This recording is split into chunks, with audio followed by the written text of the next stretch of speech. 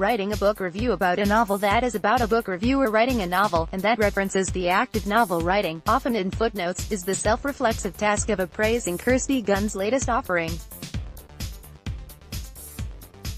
A modern-day mashup of Milton, metafiction and Dante, and of Renaissance swooning in Richmond, Caroline's Bikini questions myth and reality through an exploration of the nature of fiction and the projection of love.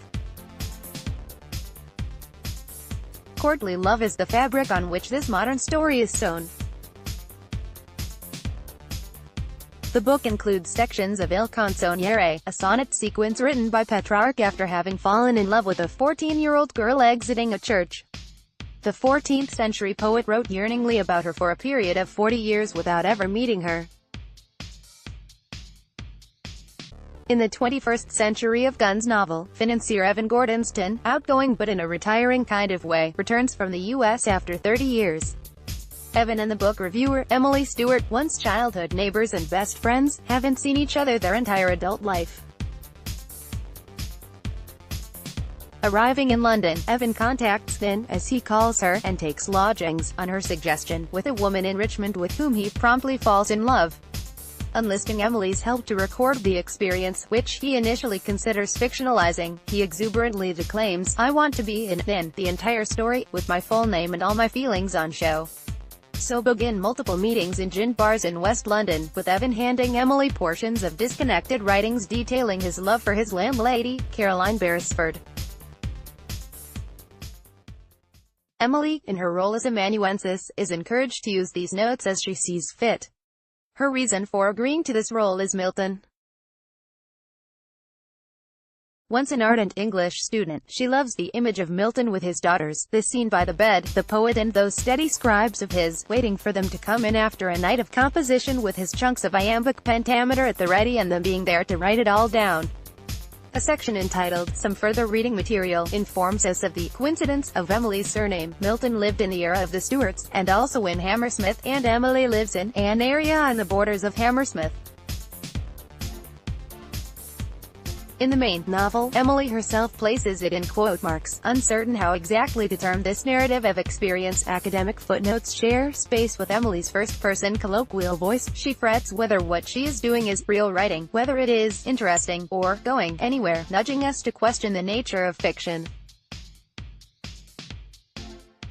An array of references, among them Bob Dylan, Dante, Neil Diamond, Margaret Mead, Virginia Woolf and John Cheever, include a nod to Gunn's award-winning book The Big Music, a novel also with footnotes, through the mention of pie-barraged bagpipe music in a pub.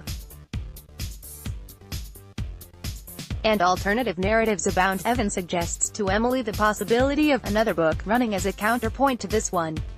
What remains clear is Gunn's cleverness.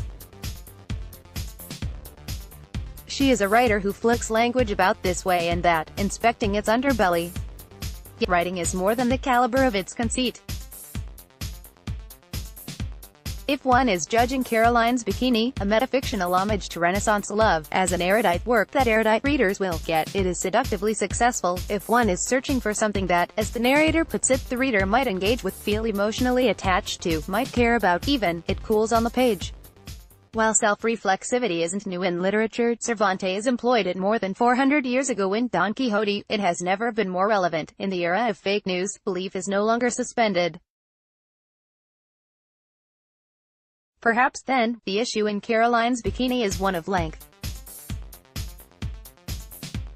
Recent, slimmer novels, Sinan Jones's The Dig, Deborah Levy's Hot Milk, David Van's novellas, compress their complexity, allowing readers a pleasing turbulence over a short distance. Had Caroline's Bikini been published solely as its back section, with its use of flora and fauna, or further definitions of alternative narrative, or its humorous forays into pubs visited, lists of gin consumed and references to Dante's Inferno and Purgatorio, it may have been equally as compelling. For many readers, Caroline's Bikini will resemble the process of discovering multiple rooms and delighting in how they are intricately linked. However, meta isn't always better. Simple can be, and is, just as sweet. Rebecca Swirsky's fiction was included in Best British Short Stories 2015. Caroline's Bikini. Kirsty Gunn.